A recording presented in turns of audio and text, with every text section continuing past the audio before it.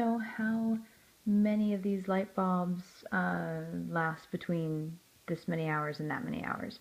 So first we have to convert these to z-scores.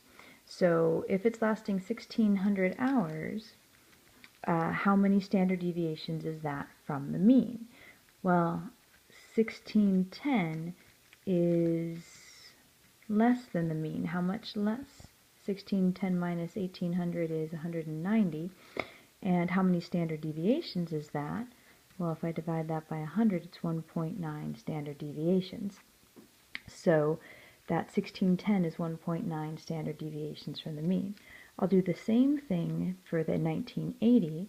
1980, r-score minus the mean. Well, r-score is 180. Oops, this was negative. Sorry, the score was less than the mean, so that was negative, so that was negative. 1980 is more than the mean. It's 180 more than the mean. How many standard deviations is that? It's 1.8 standard deviations. So now we're basically trying to find the area between negative 1.9 and 1.8, and our z-table will tell us that. And if you're looking at the z-table they gave you, when they looked up 1.8, they got 0.464 as being the area all the way to the left of that. And when they looked up negative 1.9, what is this?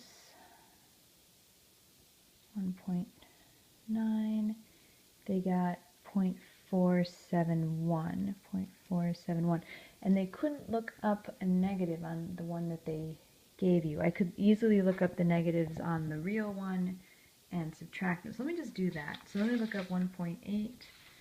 So if I'm looking up, this is like what I was talking about with using different versions of the table. You end up, I mean, they all end up being the same numbers, but you just have to view them in different lights. So if I look up the 1.8 here, it's 0.9641. So 0.9641. And when I look up negative 1.9, I get 0.0287. 0.0287. And when I'm finding the area in between, I can just subtract those, and I can do 0.9641 minus 0.0287, and I get that 0.9354, or about 93.54% of the light bulbs are between those times. And they ask how many of these, if there are 50,000 light bulbs.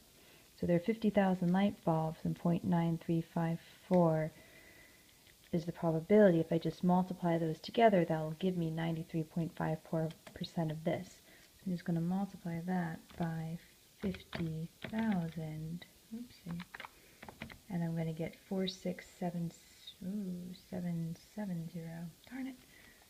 46770, and they got 46750. Oh, I'm betting their chart is rounded, because notice their chart on the computer only goes up to 1 decimal, and our z-table goes up to 2. So, actually, shouldn't matter. 1.9, 1.8, because these were only to 1 anyway. Oh, wait, yes. Our probabilities were more accurate because they were out to 4 decimals. These probabilities were only out to 3 decimals. So I think that's why mine differs a little bit. Let's compare their table to our table. Their table gave us 0.464. So there is what they gave us was actually the area from the center. Because notice my table gave me 0.9641, which was the complete area to the left of 1.8. And if I subtract 0.5, from 0.9641, I'll get that. And then, so that gave me that area. And then they gave me 0.471 here, and I'm betting that's the area between the mean here. So that's that area, that's that area.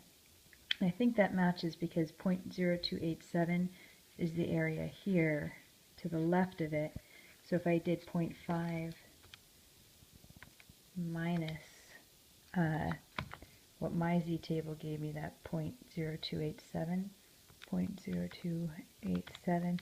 I should get what they gave me, the 0.471.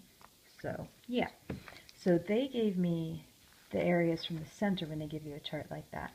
So if this area and this area, I'm going to add those areas together to give me 0.471 plus 0.464 to get 0.935.